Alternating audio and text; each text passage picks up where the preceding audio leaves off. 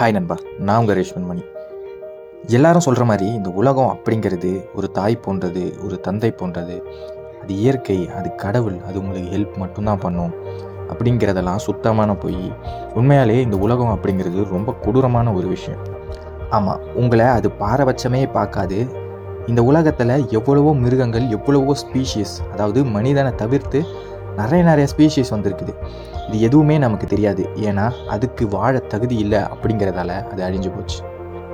இதே மாதிரி தான் ஒரு கோழியில் அது வாழ தகுதியே இல்லை அப்படின்னா அது இறந்து போயிடும். இல்லை எந்த ஒரு ஸ்பீஷீஸ்லேயே இருந்தாலும் அதுக்கு வாழ தகுதி இல்லை அப்படின்னா இந்த உலகத்தை விட்டு போயிடும், இல்லை சோகத்தில் வாழ்ந்துட்டு இருக்கும். இதே மாதிரி தான் மனிதர்களும்.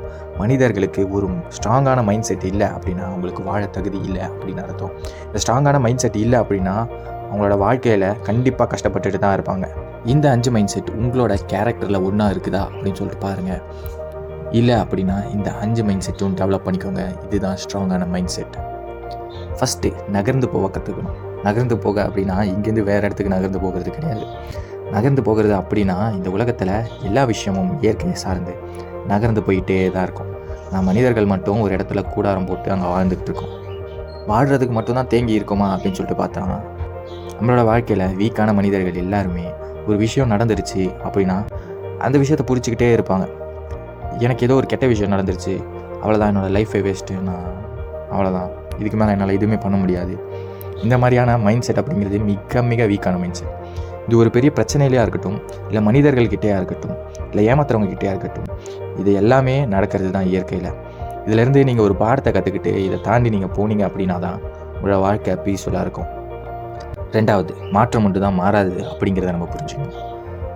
இந்த உலகத்தில் எல்லாமே மாறிக்கிட்டு இருக்குது. இந்த உலகம் ஒரு நாள் அழிய போகுது அப்படின்னு எல்லாரும் நினச்சாலும் செகண்டுக்கு செகண்டு உலகம் அழியுது அப்படிங்கிறது தான் உண்மை.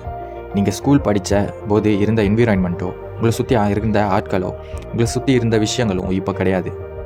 ஏன்னா அது பாஸ்ட், அது அழிஞ்சு போச்சு. அப்போது ஒவ்வொரு விஷயமும் எப்போவுமே அழிஞ்சிக்கிட்டே தான் இருக்கும். இப்போ இருக்கிறது கூட உங்களுக்கு நிலை இல்லை அப்படிங்கிறத புரிஞ்சுக்கோங்க. பிடிச்ச எந்த ஒரு விஷயமா இருந்தாலும் அது எவ்வளோ ஸ்ட்ராங்காக இருந்தாலும் ஒரு நாள் அழியத்தான் செய்யும். அந்த அழியறத நினச்சி நீங்கள் அங்கேயே ஸ்டே பண்ணக்கூடாது. ஏன்னா மாற்றம் ஒன்று தான் மாறாதது. புதிய விஷயங்களை கற்றுக்கணும், புதிய என்விரான்மெண்ட்டில் வாழ கற்றுக்கணும். புதுமை அப்படிங்கிறதுக்கு நம்ம அடாப்ட் பண்ணிக்கணும் அப்படிங்கிற அந்த மைண்ட் செட் வந்துருச்சு அப்படின்னா உங்கள் வாழ்க்கையில் எப்போவுமே ஹாப்பியாக இருப்பீங்க. 3வது, சில பேர் பார்த்தீங்கன்னா ஒரு விஷயம் நடந்துருச்சுன்னா அதுக்கு அழுதுகிட்டு இருப்பாங்க உட்காந்து. இல்லை ஒரு விஷயம் நடக்க போகுது அப்படின்னு சொல்லிட்டு பயந்துக்கிட்டு அதை பண்ணாமையே இருப்பாங்க. ஆனால் ஒரு மைண்ட் செட் இருக்குது. அந்த மைண்ட் செட் என்ன சொல்லுது அப்படின்னா ஏதோ ஒரு விஷயம் நடக்க தான் போகுது. அது நல்லதாகவும் இருக்கலாம், கெட்டதாகவும் இருக்கலாம். இந்த விஷயம் எப்படி வேணால் இருக்கலாம். ஆனால் அதை நீ அக்செப்ட் பண்ணிக்கணும். ஏன்னா நடக்க போகிற அந்த விஷயம் நம்மளோட கண்ட்ரோலில் கிடையாது.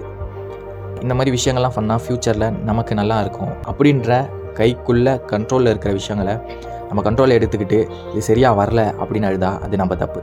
ஆனால் நம்ம கையிலேயே கண்ட்ரோல்லையே இல்லாத சில விஷயங்கள்லாம் இருக்குது. அந்த விஷயத்துக்கு பயந்துக்கிட்டு அதை கண்ட்ரோல் பண்ண முடியலையே அப்படின்னு சொல்லிட்டு அழுகிறது அப்படிங்கிறது ரொம்ப வீக்கான ஒரு மைண்ட் செட். ஸோ உங்கள் கையிலேயே ஒரு விஷயம் இல்லை அப்படின்னு நீங்கள் நினச்சிங்க அப்படின்னா அதை நினச்சி வருத்தப்படாதீங்க. அதுதான் ஸ்ட்ராங்கான மைண்ட் செட். 4வது விஷயம் ஒரு ரிஸ்க் எடுக்கிறது. உலகத்தில் இருக்க எல்லா மோட்டிவேஷ்னல் ஸ்பீக்கர்ஸும் ரிஸ்க் எடுங்க அப்படின்னு சொல்கிறாங்க. ரிஸ்க் எடுக்கிறதுனா என்னது? ஓகே, நான் ஹெலிகாப்டரில் போகிறேன், அங்கேருந்து கீழே குதிச்சிடுறேன் அப்படிங்கிறது ரிஸ்க் கிடையாது. நான் ஹெலிகாப்டரில் போகிறேன், அங்கேருந்து பேராஷூட் போட்டுட்டு கீழே குதிக்கிறேன், அதுதான் ரிஸ்க்கு. கால்குலேட்டிவ் ரிஸ்க் அப்படின்னு சொல்லுவாங்க. இந்த அளவுக்கு தான் என்னால் ரிஸ்க் எடுக்க முடியும்னு ஒரு விஷயம் இருக்கு இல்லையா, அந்த அளவுக்கு தான் ரிஸ்க் எடுக்கணும். இப்போது ஒரு பிஸ்னஸ் ஸ்டார்ட் பண்ணுறீங்க, அந்த பிஸ்னஸில் அது சக்ஸஸ் ஆகிற வரைக்கும் நான் பண்ணிக்கிட்டே இருக்கணும் அப்படிங்கிறது ரிஸ்க் கிடையாது. எனக்கு இவ்வளோ பட்ஜெட் இருக்குது, இதுக்கு கீழே இத்தனை பர்சன்ட் போனாலும் இத்தனை பர்சன்ட் போகிற வரைக்கும் நான் முயற்சி பண்ணிகிட்டே இருப்பேன் அப்படிங்கிறது தான் ரிஸ்க். ரிஸ்க் அப்படின்னு சொல்லிட்டு பேராஷூட் போடாமல் குதிச்சிடாதீங்க, அது முட்டாள்தனம் அப்படின்னு சொல்லுவாங்க. ரிஸ்க் அப்படின்னா எப்போவுமே கால்குலேட்டிவ் ரிஸ்க் அப்படிங்கிறது தான் ஸ்ட்ராங்கான மைண்ட் செட்.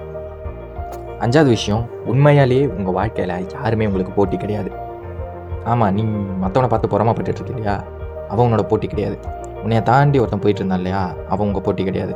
இல்லை உனக்கு கீழே ஒருத்தன் இருக்கானே, அவனும் உங்கள் போட்டி கிடையாது. உங்களுக்கு ஈக்குவலாக ஒருத்தன் இருக்கானே, அவனும் உங்கள் போட்டி கிடையாது. எப்போவுமே உங்களோட போட்டி அப்படிங்கிறது நீங்கள் மட்டும்தான். அதனால் மற்றவங்க ஜெயித்தாங்க அப்படின்னா கண்டிப்பாக செலிப்ரேட் பண்ணுங்கள், கொண்டாடுங்க, மனதார வாழ்த்துக்கள் சொல்லுங்கள். அவங்களுக்காக நீங்கள் ஹாப்பி ஆகுங்க. அவங்கக்கிட்ட சில விஷயங்களை பேசி கற்றுக்கோங்க. ஆனால் அவங்க மேலே பொறாமப்பட்டு அவங்கள தள்ளி வச்சிடாதீங்க. இப்படி பண்ணீங்க அப்படின்னா அதுதான் வீக்கான மைண்ட் செட். இதுவே மற்றவங்களுக்காக ஹாப்பியாக இருந்தீங்க அப்படின்னா அதை விட ஸ்ட்ராங்கான மைண்ட் செட் எதுவுமே கிடையாது. ஏன்னா எல்லாருமே சேர்ந்து ஒரு நாள் வளருவீங்க. உங்களுக்கு மேலே போனவங்களாம் ஒரு நாள் உங்களை தூக்கி விடுவாங்க. இந்த வீடியோவை நீங்கள் கடைசி வரைக்கும் பார்த்தீங்க அப்படின்னா கண்டிப்பாக என்னோடய கமெண்ட்டில் ஒரு ப்ளூ கலர் ஹார்ட்டை போடுவீங்க. இந்த மாதிரியான மைண்ட் செட் உள்ளவங்களை நீங்கள் பார்த்துருக்கீங்களா? இல்லை இந்த மாதிரியான மைண்ட் செட்டை நீங்கள் வளர்த்துக்கணும்னு நினைக்கிறீங்களா? இல்லை இந்த மைண்ட் செட்டில் எந்தெந்த மைண்ட் செட்லாம் எனக்கு ஆல்ரெடி இருக்குது அப்படின்னு நீங்கள் சொன்னீங்க அப்படின்னா அதை நான் தெரிஞ்சுப்பேன். கண்டிப்பாக ஹாப்பியாக இருக்கும்.